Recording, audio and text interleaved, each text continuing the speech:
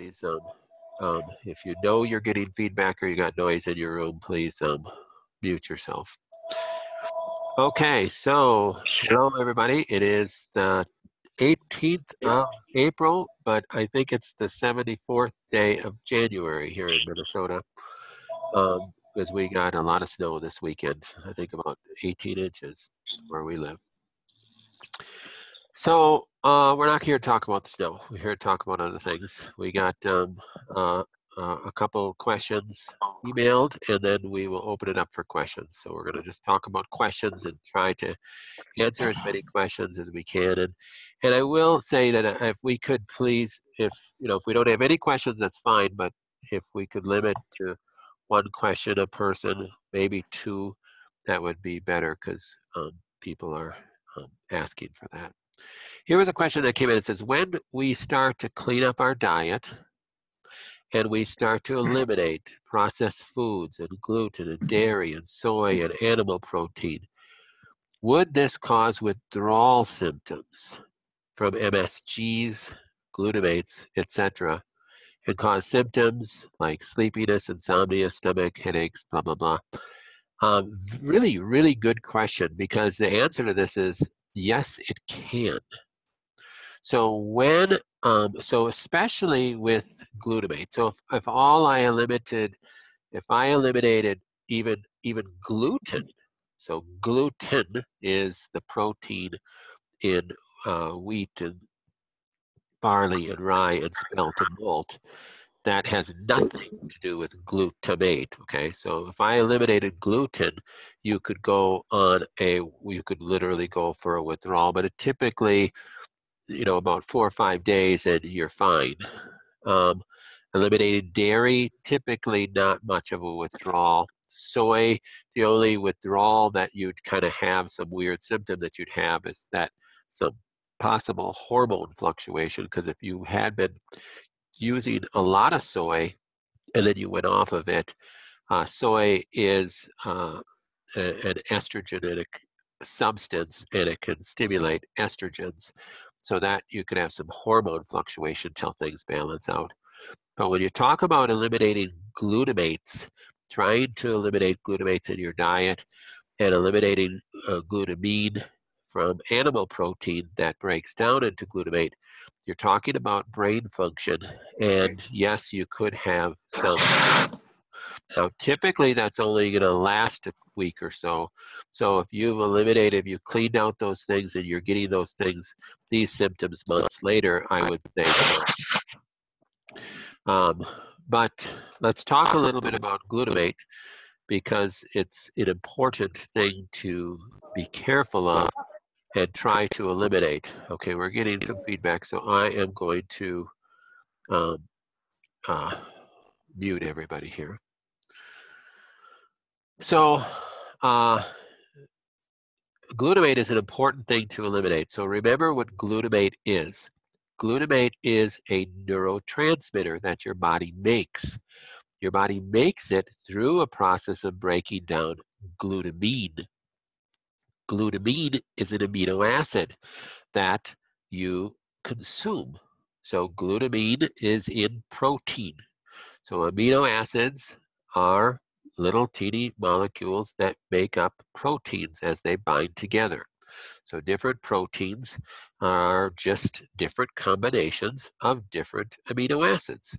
Glutamine is one of those amino acids. Now, glutamine is not a bad guy, nor is glutamate a bad guy. It's simply excess glutamate that's a bad guy for your brain, and excess glutamine that can be a very bad guy for cancer, because glutamine can feed cancer. Glutamine converts to glutamate, and back and forth. Glutamate will convert to glutamine. Now, glutamate is needed in your brain. It's a neurotransmitter. It's an excitatory neurotransmitter. It's needed for you to wake up in the morning. You need glutamine. It's needed for you to pay attention. That's where glutamine comes in. So glutamine is necessary. It's excitatory. It raises your brain wave up to a beta wave. So that's where glutamates come in. Excess glutamate is really where the problem is. I pulled up some studies here on this too. When we have specific genetic defects, we can convert glutamine to glutamate quite quickly, and that can cause problems. So if a person eats a lot of protein, so let's say we have a 12-year-old little boy that has ADD, ADHD. Well, his mechanism of ADD, ADHD can be because all he likes to eat is chicken nuggets and pizza, which is a lot of animal protein, which is stimulating glutamate production because he's getting all this glutamine from that protein, especially if he has some specific genetic defects that will convert even quicker. Well, glutamate in the brain, so this is a slide about what happens with glutamate receptors in the brain. And all these MHs here are specific desired drug targets that they're trying to figure out different ways to target to prevent this. Because it's known that excess glutamate causes brain cell death, excitotoxicity of brain cells right here, and eventually brain cell death. So glutamate is being targeted as a major cause of Alzheimer's and even Parkinson's, and certainly ADD and ADHD type conditions. High levels of glutamate, and then you end up with serious problems. So we want cell death when we're talking about cancer cells, but that's not what this is talking about. This is talking about brain cells. So high levels of glutamate over time is going to cause brain cell death, increased rates of dementia, and this is what this study here is about, of why are there, our dementia rates are just going through the roof at much earlier ages. The statistics are that within the next 10 years, the majority of people that are going to be pre or in full dementia is going to be, they don't know how as a country, we're going to be able to care for everybody. So it's an important thing to look at. Question came in, can you measure glutamate levels? No, you can't. Well, I should say, yes, there are neurotransmitter testing kits. So you can measure the neurotransmitter levels, and on those neurotransmitter testing kits, you will see glutamate as one of the things that's measured. The problem is that they're urinary test kits, and if you test urinary glutamate levels, that is not, you cannot equate that to the levels of glutamate in the brain. So to answer, yes, there are measurable ways to measure glutamate, but no, they're not accurate for the measurement of neurotransmitters in the brain. So we could do a neurotransmitter test, and it's a good test because you need neurotransmitters throughout your body, not just your brain. But when we're talking about the damaging effects of high glutamate or problems with temperament issues and anger or depression, and we're looking at serotonin levels and dopamine levels, urinary neurotransmitter testing falls short. It's not an accurate picture of what is going on in the brain. So you have to look at behavior, you have to look at genetics, and then from that you could extrapolate. So let's say a person has a familial dispensation to dementia. Okay, my mother had dementia, my father had dementia, my aunt had dementia, my grandmother had dementia. Oh my gosh, is this running in my family? Well, we want to look at your genetics, your DAOA genes, your GLUT genes, and other glutamate genes and glutamine genes that could increase a person's glutamate levels from consumed amino acid glutamine, which, if that is the case, then we'd say, boy, you have these defects in your glutamine genes, you are going to produce excess glutamate. It would behoove you to try to push out dementia a little farther to decrease animal proteins, go on a more plant-based diet. So what we have found is that the glutamine in plant proteins doesn't have the exact same effects as the glutamine in animal proteins. And I don't know why yet. I haven't found any studies that tell us why yet, but that's just what we found clinically. So taking those people that let's say you don't even have a genetic test. Let's say we just know that you have dementia in the family. It may be a wise thing to do to go on a more plant-based diet, to decrease animal proteins, because you are going to decrease glutamate levels. However, remember, if you're going to solely decrease glutamine levels by decreasing animal proteins, but not decreasing dietary glutamate levels, well, forget it. Well, where am I getting dietary glutamate levels? Dietary glutamate levels are found in foods that are prepared foods. Well, why would I have glutamates in prepared foods? Because the food industry is really smart and they don't care about your health. If we're going to make a product and we want to sell a lot of it, we'll load it up with glutamates. Glutamates are technically are natural substances, so they can be listed as natural flavorings. That's when you see that on a label, most likely it has glutamates in it. So glutamates are added to foods because glutamate is an excitatory neurotransmitter. So it stimulates the glutamate receptors on your tongue. It is excitatory to the neurons in your brain. Here it is, excitatory. So excess glutamate causes excitotoxicity. That was a word coined by Dr. Blaylock, I believe, that excitotoxicity, that excess excitation of the glutamate receptors actually causes cell death of the brain, that brain cell. So over time, constant upregulation of glutamate in the brain causes brain cell death. But what it does on a temporary basis, when you eat a Dorito with 4 different types of glutamates in it, you taste it and you go, wow, this tastes good. I have to get some more of these. These are delicious. And is it really good? No, it's just exciting glutamate receptors. And you think it tastes good because your brain is excited. Your brain is turned on. So that's what's really important. Another question came in, is there higher levels of glutamate in red meats than white meats? No, I don't believe so. It's the animal meats. And we haven't seen the exact same reaction with glutamates in fish. So that's where we put a lot of you on a diet that contains very little red meat, very little white meat, but you can eat fish and eggs.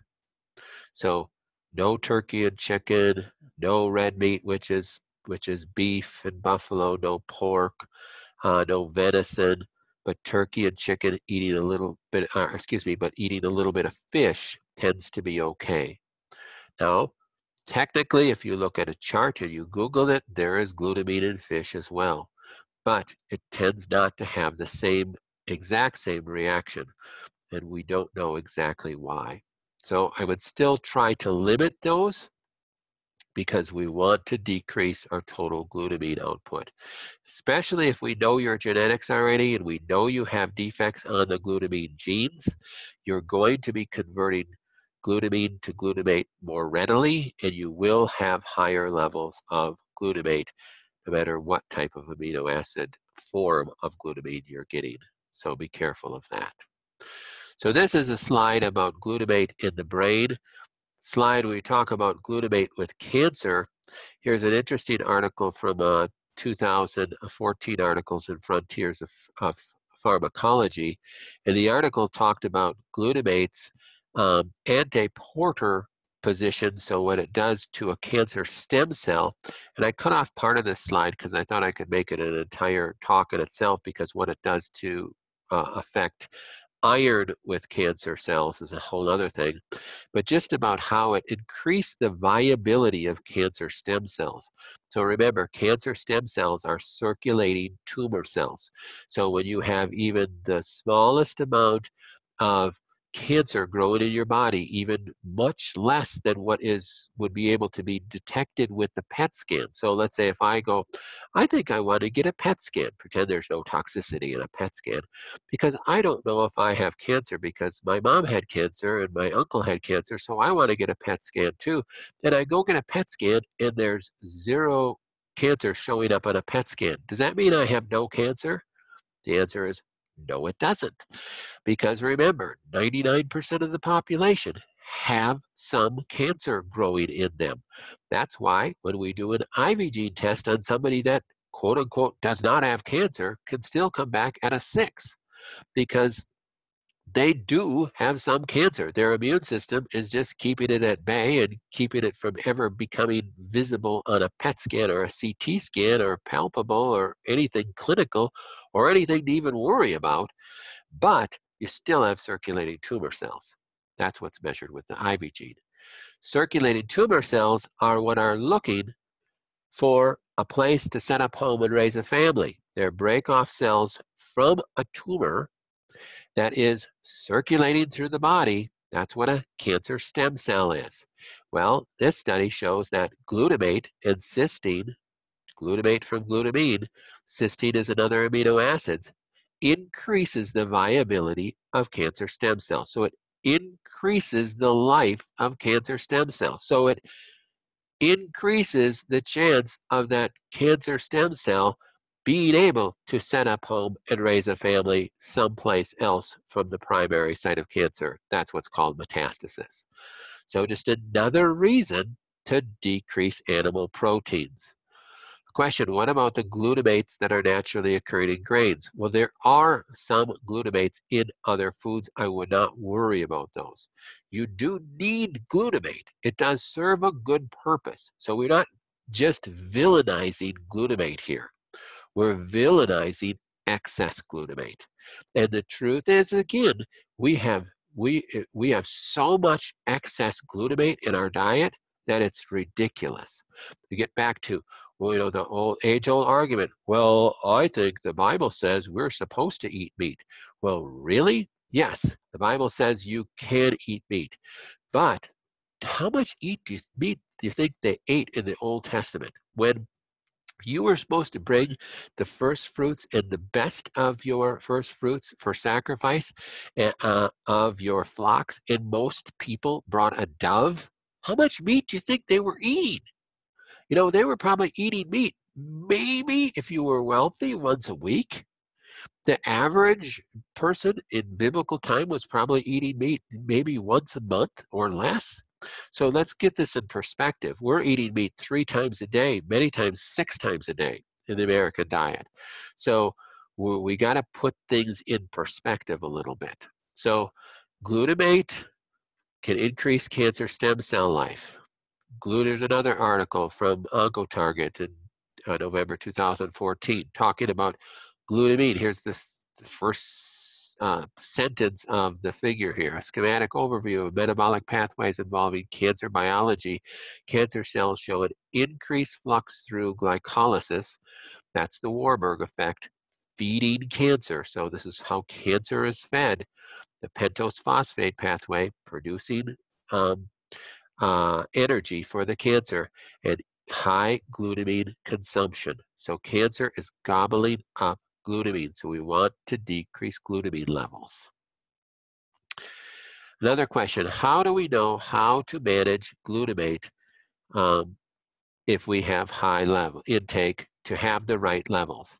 Well, it's like I said, we can't really measure it. So we have to be reasonable so that we're not going crazy here, right? And we're not just constantly focusing on our diet. But this is where things like everything we've been talking about for the last 6 months, doing the fasting mimicking diet can really help balance our metabolism. So doing the time-restricted eating, intermittent fasting, fasting a day a week, those are the things that we're talking about. And decreasing, going back to glutamate in foods, decreasing times that we're eating out, or when you do eat out, stay away from, box restaurants that are going to have high glutamate levels in their foods. Go to places where you can trust that they're buying organic, you're getting organic foods, and you're not going to have glutamates in your foods. I would trust even a Chipotle before I'd trust, some of the other restaurants that are out there. Again, I've shared this before. I went into an Applebee's once and I told the waitress, I said, can you go ask the cook what in your menu doesn't have glutamate? Because I'm really, really allergic to glutamate. It was just a test. So she comes back after about 10 minutes. She said, the chef said that every single thing on our menu has glutamate. So where does Applebee's buy their food? They buy it from major restaurant supply houses where most restaurants buy their food. And this is what you're going to get at any of the chain restaurants, really. So you go into restaurants that are more hometown, mom pop places that you know the owner and can develop a relationship with them and know where they're sourcing their food. Look at where you're sourcing your food. Don't buy things that say natural and artificial flavorings on it unless it says in there no glutamates are in the food. So that's how you can reduce the levels. And then again, like I said, decrease your animal meat consumption. So we're not talking about being crazy, and we're not talking at all about I'm not going to have any more glutamate in my body. If you did, you die. So that's not the purpose either. We're reducing and trying to bring things into balance. So because right now we are out of balance, and that's what can be a major fuel source for our cancer. It could be a major cause of our kids' ADD, ADHD issues, behavioral issues, hormonal imbalance, and it is the #1 cause for dementia. So we don't want any of those things. So we need to work on those. All right, so I'm going to open up for questions, but we did have another question that came in about iodine levels and breast cancer. So different topic, iodine levels and breast cancer. So we can say iodine levels with any cancer, really, but mainly breast cancer are most of the articles about iodine on. So we want iodine levels, or let's say, rephrase that, we don't want our iodine levels to be low. So iodine levels are being higher than normal. I think normal iodine levels on saliva or urine test is 100 to 300. And really with somebody with cancer, we'd really want them maybe 200 to 600-ish. That's what I like to see for iodine levels. And those are measurable and those are accurate. So it's a good idea to get those measured. The test is, I don't know, $80 to do an iodine test. It's pretty simple and pretty easy, and we can send you out a kit if you're interested in looking at that. If you have higher iodine levels of 1,000, 2,000, that's not necessarily a bad thing. It can be protective to your thyroid as well. The only thing that I would ask is, what is your source of iodine? Most supplements out there, people that are supplementing iodine are using a Lugol solution or another capsule supplement that is using potassium iodide. I'm not a big fan of potassium iodide because that's not a natural source of iodine. So I'd rather have you get a kelp-based source of iodine, not a potassium iodide synthetic source. That's the only thing about that. So we should measure your iodine levels. If you have interest in that, make sure you contact the office. All right, I am going to unmute everybody and open that up for questions, and it could be on totally different subject matter. So whoever wants to pipe in.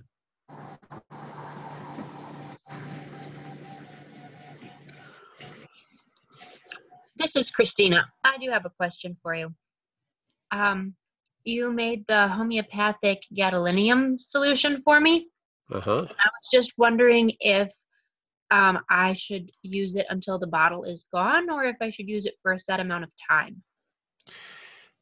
You could use it till the bottle is gone. Are you having any symptoms that you feel like are related to the gadolinium? Initially, after I had the contrast, I had some bladder irritation for about 48 hours.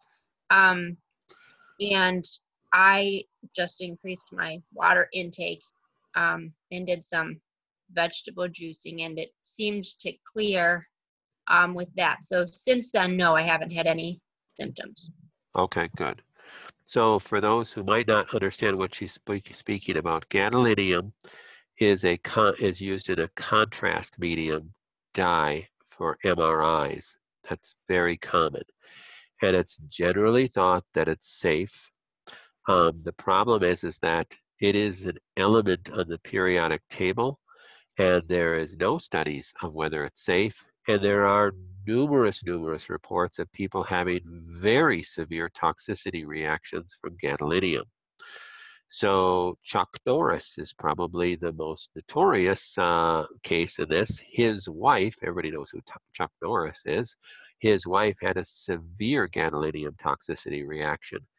There is a great informational website about gadolinium toxicity. A few years ago, there was an informational website put up about that by some of the victims of that, trying to raise awareness. There has been numerous peer-reviewed research articles showing that it can be very toxic. Now they have warnings on it.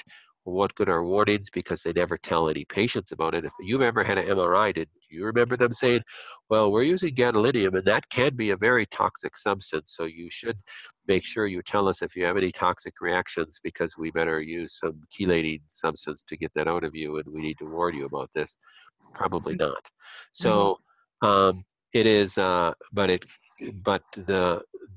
besides the most severe reactions that people then will tie back to that and do their own research and figure out that they just got this giant toxicity issue with gadolinium, there's more people with just minor things. So they just don't feel well after that.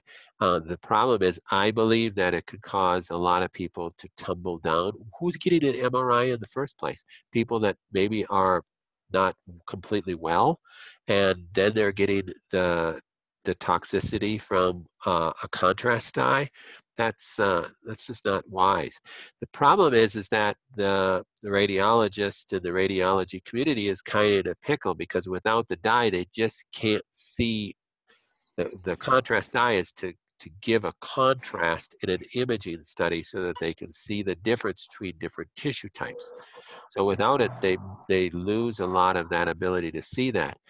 Well, then you get to, well, maybe we should do some different, types of imaging or studies. So it is a catch-22 that's out there. If you have compromised detox pathways, that's going to be worse. It is not. I have not seen any studies showing which pathway gadolinium detoxifies through. Most likely it's the PON1 pathway, but I'm not for sure, because a lot of heavy metals detoxify through the PON1 pathway. So if we had somebody's genetics and we could look at, wow, you have a lot of PON1 defects, maybe you should not get the contrast dye or just skip the MRI altogether. That would probably be our best bet as far as trying to look at it pre-doing the MRI contrast and preventing any deal. But yes, what Christine is talking about is we do have a homeopath for gadolinium. Now, a homeopath helps detoxify a substance very gently. If someone is very toxed or has a very toxic reaction to gadolinium, then we probably have to go a little bit stronger than a homeopath and use a stronger chelator. So, and there's some different chelators that we use and have different strengths, quote unquote, pulling it out. So hopefully that helps. Now there's another, this probably lead into another question, is that the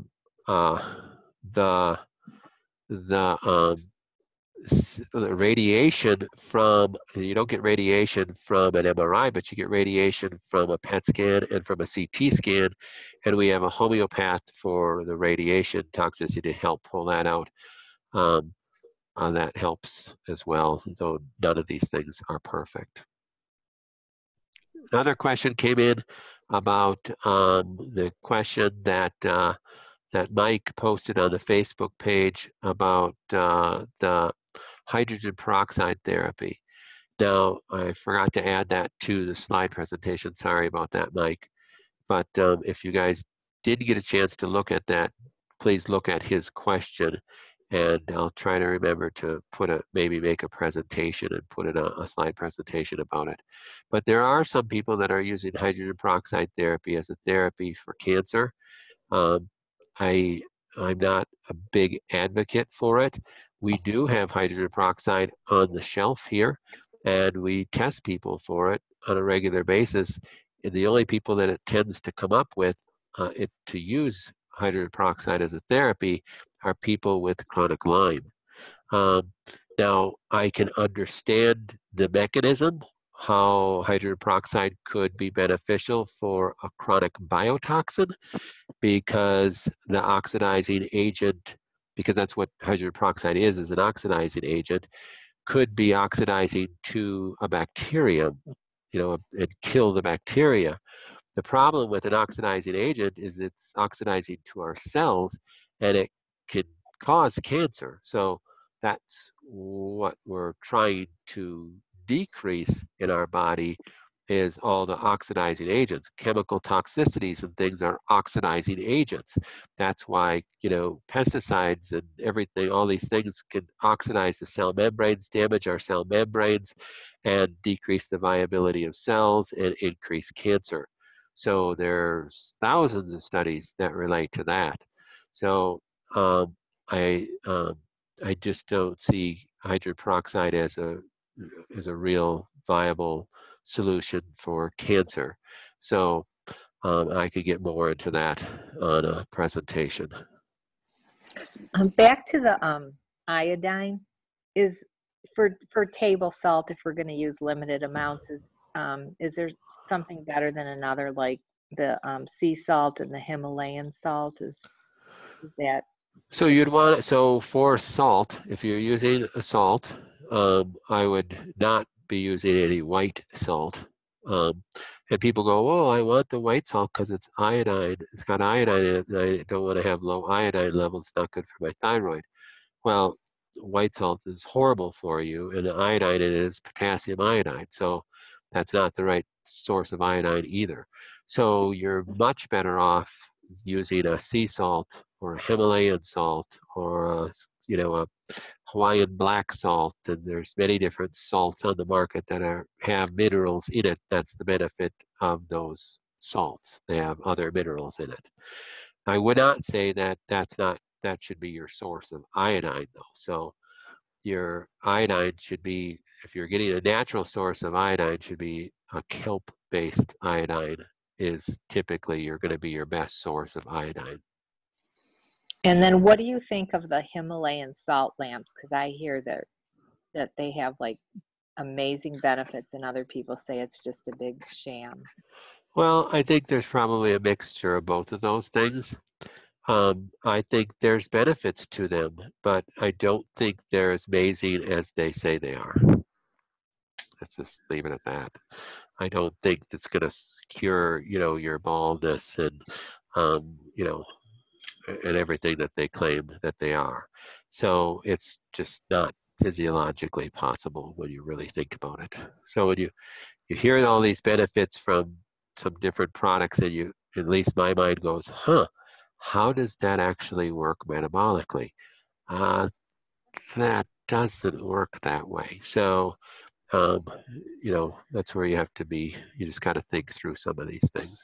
I can see there's benefit. It's, doing some things, but not what they say.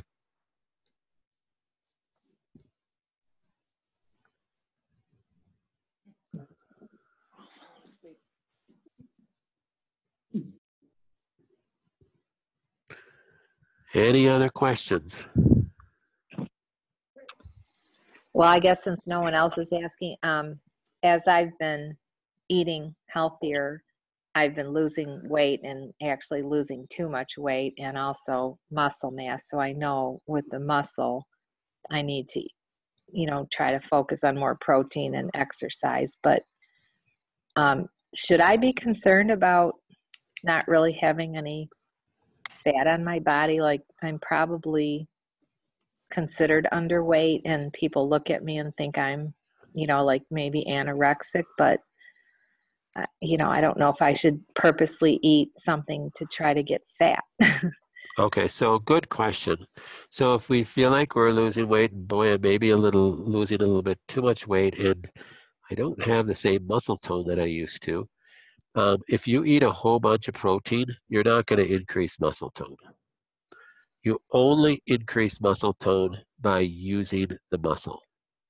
So the only way to increase muscle tone is to start lifting weights or start doing some, it doesn't have to be weights, but some exercise that's stimulating muscle growth. So just because muscles are made of protein, do not take the flying leap that if I eat more protein, I'll have more muscles on my bones. It doesn't work that way. Carbohydrates will break down and help make muscle, so will fats. So I'm not saying you should eat carbohydrates either, but if don't just equate that as a one-to-one measurement that, oh, if I need muscles are protein, so I better eat some animal muscles or something. That's going to be protein for help me to build muscle. The only way for you to build muscle tone is to call for more muscles. And the way you call for more muscles is you utilize that muscle. So the more you do a biceps curl, the more your brain goes, whoa, we need to add more muscle there because this motion is called for by the person, so we need to lay down more muscle there. So you need to do an exercise program that you're going to build muscle or increase tone. Now you have to have calories in your body to be able to do that, because if you are under-caloried throughout the entire day, so we talk about fasting mimicking diet, we're really under-calorying ourselves, but only for a window of 5 days. And then you go back to your diet again, that you should have ample calories in order to build muscle and to stay at your weight. Same thing with time-restricted eating or intermittent fasting. It doesn't mean that you're under-calorying yourself for the entire day, unless your purpose is to lose weight. So if a person is overweight and their purpose is to lose weight, then during that time-restricted eating, that during their feeding time, they could reduce their calories and they're going to lose weight. But in your time-restricted eating, if you're not trying to lose weight, during your feeding time, you need to consume the calories that you need to consume to do the things that you need to do, which means to maintain your weight and to build muscle. Quite honestly, when you're trying to build muscle, it doesn't make any difference what form the calories you're taking it in, whether it's carbohydrates, whether it's fats, or whether it's protein.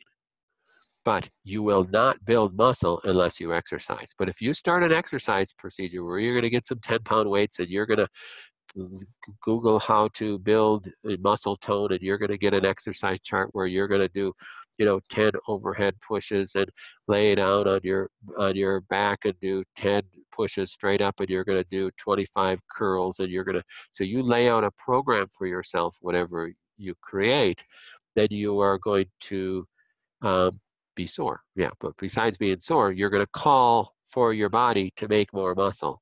And then it will pull it in from whatever macronutrients you're consuming throughout the day. Well, would you say the reverse is true? Because I feel like I lost the muscle mass from reducing like my intake of animal protein but I don't think I did any less exercise, but I really lost a lot of muscle.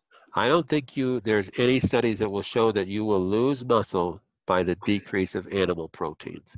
And I go, the simplest way to get people to understand that is to say, look at a gorilla. All they eat is plant protein, and look at how strong they are. There is case after case of bodybuilders that are vegans. So it's not about consuming the animal protein that is going to, you could go eat a whole bunch of animal protein, you're not going to increase muscle mass. But if you consume a lot of calories and you exercise, you'll build up that muscle mass. Okay. So just you have to increase the calories, because if you're going to exercise, you're burning calories, right? So then you're going to have a higher caloric intake need. So make sure you're increasing your caloric intake need, and that's where you want to help put on weight. Another perfect example is my horse.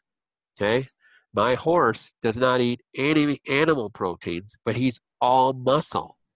And if we, in my horse, my wife's horse, is old. She's a 30-year-old horse, and he's getting up there in age, and he doesn't have very good teeth, and he doesn't chew the hay very well. He doesn't get the nutritive value of the hay. He can't out of the grass. But in the winter, if we don't take him in every day and grain him, he will lose weight and he's going to die. But we've kept him alive for the last 3 years by giving him some grain every day. Now, grain has zero animal protein, right? But his body will convert. Your body will convert macronutrients. Now, the macronutrients are defined as carbohydrates, fats, or protein. So whatever macronutrients that you consume, if you act like a horse and you walk around all day and you run around and you call for that need for muscle, you will build muscle. But you have to have enough of those macronutrients on a given day to supply those energy needs too. Dr. Connors, this is Deb. The volume of that we have to eat for vegetables to get the calories that you're saying for muscle building, I'm sorry, I'm practically incapable of ingesting all that. You're right.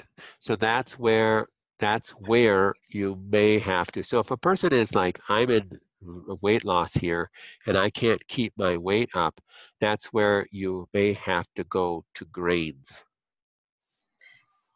I'm doing that, I'm maintaining, but I'm still like the other person, still considered emaciated according to other people. They're kind of worried about me.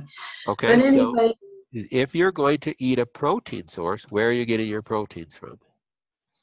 Well, I'm eating the vegetarian diet you put me on. Yep, so there is some vegetarian sources of protein, right, though? I'm I'm not losing anymore, but it's just that people are, like she said, people are looking at you like you're anorexic. So if you're maintaining and you're not truly underweight, but comparatively you've lost a lot of weight since, you spent maybe, I'm not saying just for you, Deb, but for a lot of people spend a good portion of their 40 years of life have been, 30 pounds overweight, and that has been quote unquote normal for them. And now they're back at a weight that they look very emaciated compared to the way they used to eat. We're not talking about a person who's losing 2 pounds a week and can't seem to stop losing 2 pounds a week.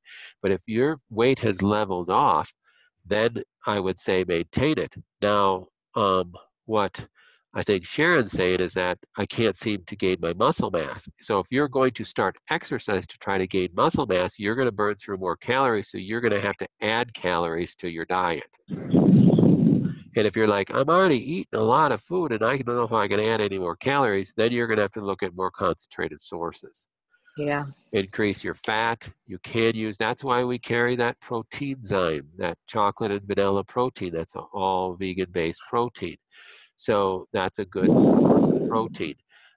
So there's ways to do it depending on what you're trying to do. Okay, thank you. All right, well, we probably should cut off because we're at about 50 minutes on this call. So make sure you email your questions in. And sorry, Mike, about that hydrogen peroxide question. I forgot about that. So I'll get to that. And also ask your questions on Facebook, obviously. So we want to be able to get to those 24/7 on that. Thank you, guys. Hopefully it'll warm up here in Minnesota, and hopefully it's a lot warmer where you are. And we will see you next week. Thank you. Dr. Connors. Thank you. Thank you, Dr. Connors. Have a good week. Thanks.